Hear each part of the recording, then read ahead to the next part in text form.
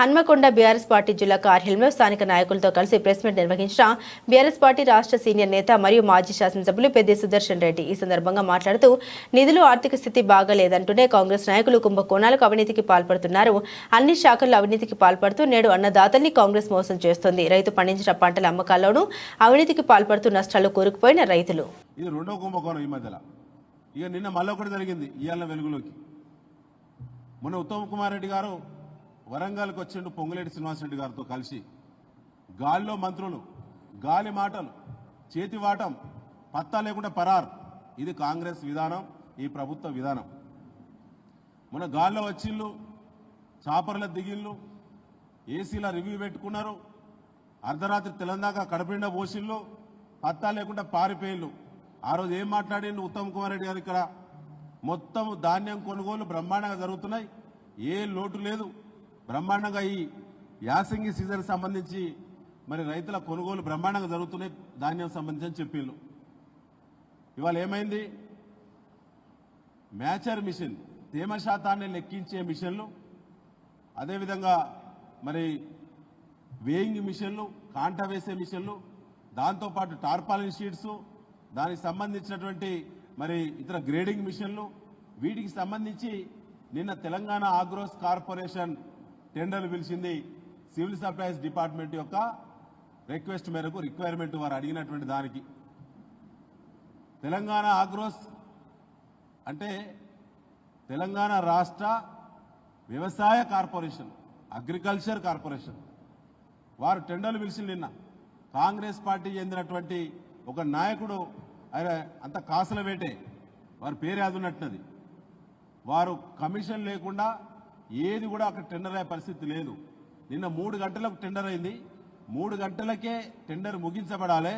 3 గంటలకు ముగించబడాల్సినటువంటి టెండర్ సంబంధించి వాళ్ళు 3:30కు కాంగ్రెస్ పార్టీ చెందినటువంటి, పంజాబ్ చెందినటువంటి ఒక బడా నాయకుని యొక్క మ్యానుఫ్యాక్చర్ కంపెనీ సంబంధించినటువంటి టెండర్ షెడ్యూల్ను 3 గంటలకు టెండర్లు ముగించిన తర్వాత బాక్స్ క్లోజ్ చేసి సీజ్ చేసిళ్ళు.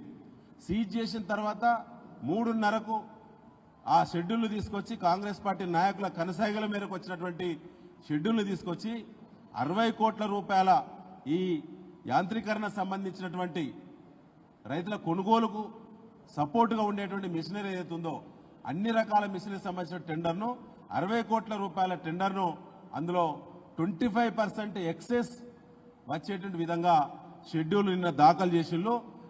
3:36 మళ్ళీ బాక్స్ రీఓపెన్ చేసి దీనికి సంబంధించినటువంటి వీడియోలు, దీనికి సంబంధించిన క్లిప్పింగ్స్, దీనికి సంబంధించిన ఫోటోలు, ఏ టైంకు బాక్స్ సీజ్ చేసిళ్ళు, మళ్ళీ ఏ టైంకు బాక్స్ రీఓపెన్ చేసిళ్ళు, మళ్ళీ ఏ టైంకు కొత్త షెడ్యూల్లను తీసుకొచ్చి బాక్స్లో వేసి సీజ్ చేసిల్లో, ఆ వీడియోస్ అన్ని కూడా ఇవాళ బీఆర్ఎస్ పార్టీ దగ్గర ఉన్నాయి. అంటే ఇది కూడా రైతు దోపిడే. నిన్న మన పార్వతమ్మ గూడెం అని నెల్లికుదురు పక్కనే ఉంటుంది మహబాద్ జిల్లాలో. ఇవాళ పత్రికల్లో ప్రధాన వార్తలు వచ్చినాయి. వాళ్ళు వేయింగ్ మిషన్స్ కోసం, దాంతోపాటు మన తేమ శాతాన్ని లెక్కించే మిషన్ కోసమో, తర్వాత ప్యాడీ క్లీనర్స్ కోసమో రైతులు మేము 20 రోజుల నుంచి, నెల రోజుల నుంచి వెయిటింగ్లు ఉంటామని చెప్పి రైతులే ఒక్క మిషన్ ఉంటే ఆడ 200 మంది రైతులుంటే నిన్న కొట్టుకున్న రైతులు. ప్యాడీ క్లీనర్స్ కోసం, టార్పాలిన్ షీట్స్ కోసం నిన్న కొట్టుకున్నారు. ఇవాళ వార్తలు వచ్చినాయి, అక్కడ పోలీస్ కేసులు రిజిస్టర్ అయినాయి. ఎంత సిగ్గుమాలిన చర్య ఈ కాంగ్రెస్ పార్టీ ప్రభుత్వం చేసేటువంటి చర్య ఒకసారి మీరు ఆలోచన చేయాలి. మరి నిన్ననే టెండర్లో పిలిచినటువంటి ప్యాడీ క్లీనర్ల కోసమో, టార్పాలిన్ షీట్స్ కోసమో, వేయింగ్ మిషన్స్ కోసమో నిన్న టెండర్లు పిలిచిండు. కానీ ఉత్తమ్ కుమార్ రెడ్డి గారు మొన్న వరంగల్కి వచ్చి ఏం ప్రగల్భాలు మాట్లాడిండు? ఆ చెత్త మాటలు, చిల్లర మాటలు. ఇంత అనుభవం ఉండి కూడా కొనుగోళ్లలో రైతులను అనువనువునే ఇబ్బంది పెడతా ఉన్నారు. నరకయాత్ర రైతులదైతే. ఇలా వరంగల్ ఉమ్మడి జిల్లా కాదు, మొత్తం రాష్ట్ర వ్యాప్తంగా రోజు వర్షాల ఎఫెక్టుతో, వడగళ్ళ ఎఫెక్టుతో, విపరీతమైనటువంటి గాలులతో చాలా ఇబ్బంది పడుతున్నారు రైతులు. ధాన్యం మొత్తం కొట్టుకపోతుంది, ఎక్కడ ధాన్యం ఆరబోసినా కూడా. ఇప్పుడు మాత్రం వాటికి సంబంధించిన టెండర్లు ఇప్పుడు పిలుస్తూ ఉన్నారు. కొనుగోలు చివరి దశకు వచ్చినాయి. దానికి సంబంధించినటువంటి సపోర్టింగ్ మిషనరీ టెండర్లు నిన్న అవుతాయి.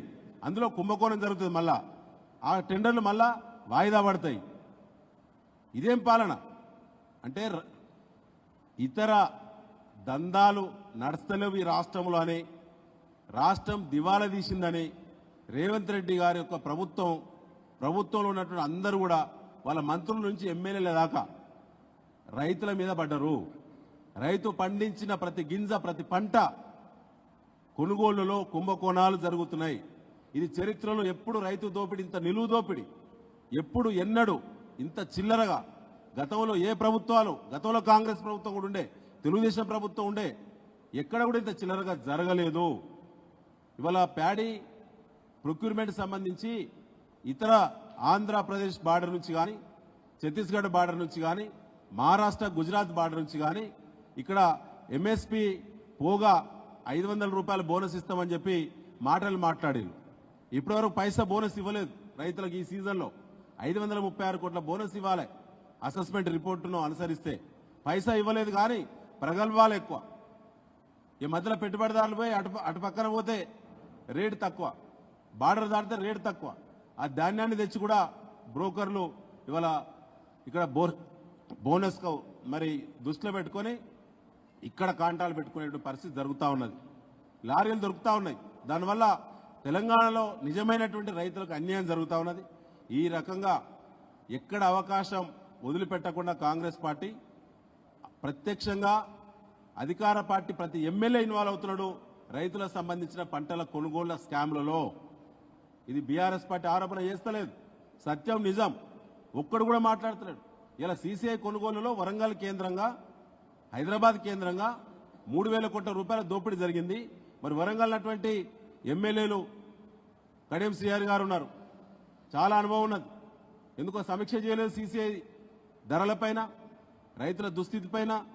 శ్రీహరి గారు ఒక్కరే కాదు, ఇవాళ యశస్విని రెడ్డి గారు, నాగరాజు గారు, మా మాధవరెడ్డి గారు, మన సత్యనారాయణరావు గారు, పెద్దలు సీతక్క మంత్రిగా ఉన్నారు, సూర్యక గారు మంత్రిగా ఉన్నారు, వీరందరూ కూడా ఉన్నారు కదా.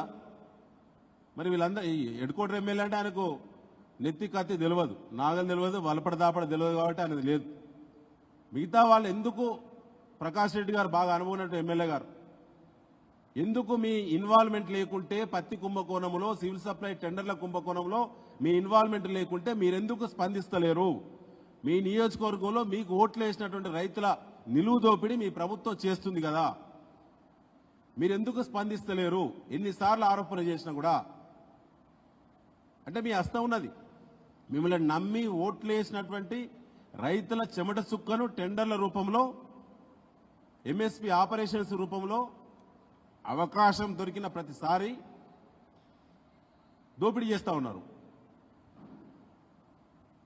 రైతులు కూడా దీన్ని ఆలోచించాలని చెప్పి బీఆర్ఎస్ పార్టీ కోరుతా ఉన్నది. ఈరోజు ప్రెస్ మీట్ ద్వారా మేము చెప్పదలుచుకున్నాం. నిన్న మా కేటీఆర్ గారు వర్కింగ్ ప్రెసిడెంట్ గారి యొక్క అనుమతి ఆదేశాలతో ఇవాళ మనం ప్రెస్ మీట్ పెట్టుకున్నాం.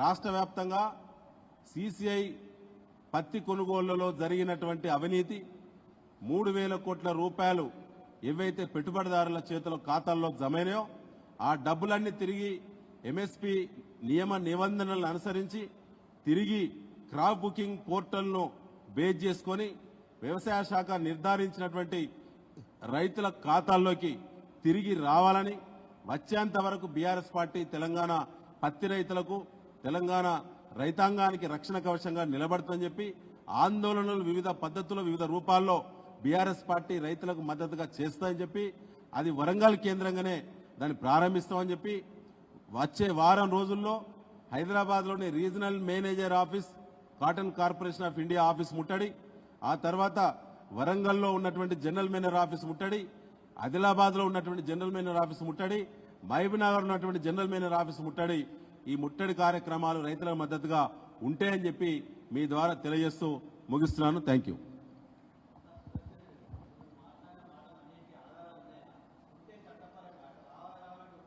ప్రతి దానికి ఆధారాలు ఉన్నాయి. ఫస్ట్ ధాన్యం టెండర్ల కుంభకోణంలో పిల్ నంబర్ 34/24 చీఫ్ జస్టిస్ గారి ముందు పిల్లేసింది బీఆర్ఎస్ పార్టీ.